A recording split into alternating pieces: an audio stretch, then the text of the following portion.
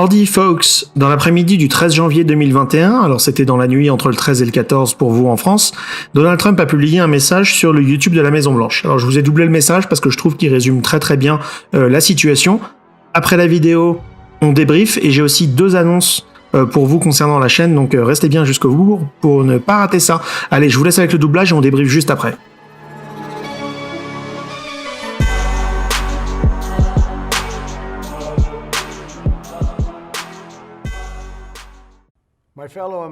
Mes chers compatriotes américains, je veux vous parler ce soir des événements troublants de la semaine dernière.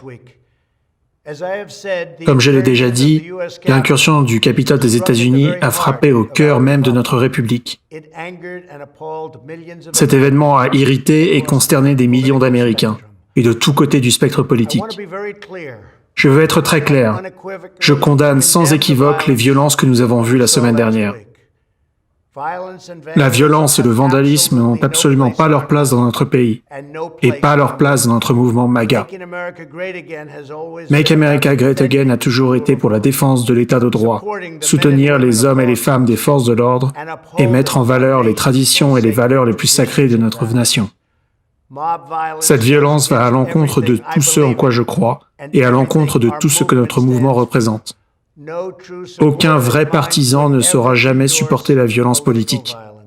Aucun véritable de mes partisans ne saura jamais manquer de respect aux forces de l'ordre et à notre drapeau. Aucun de mes partisans ne saura menacer ou harceler ses camarades américains. Si vous faites l'une de ces choses, vous ne soutenez pas notre mouvement.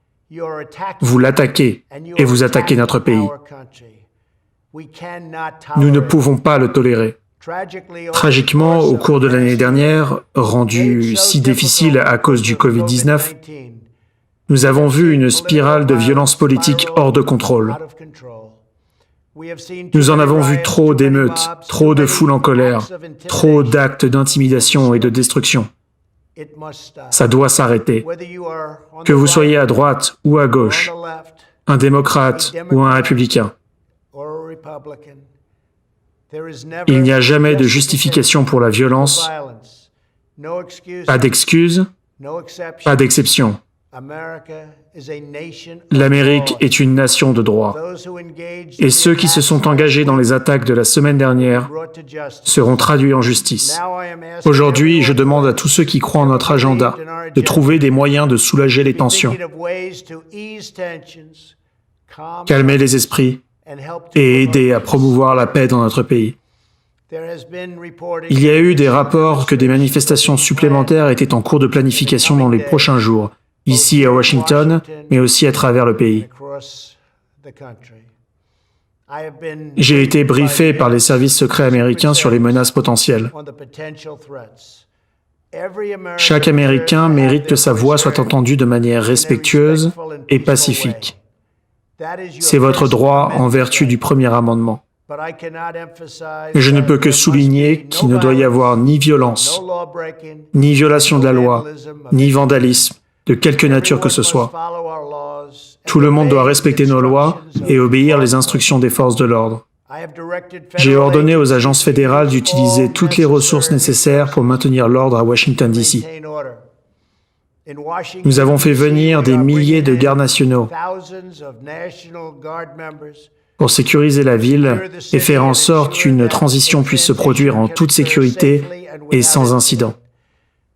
Comme chacun d'entre vous, j'ai été choqué et profondément attristé par la calamité au Capitole la semaine dernière.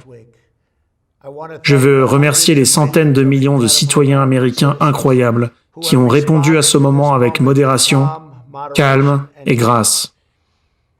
Nous relèverons ce défi comme nous l'avons toujours fait. Je veux aussi dire quelques mots sur les attaques sans précédent contre la liberté d'expression dont nous avons été témoins récemment. Ce sont des moments tendus et difficiles.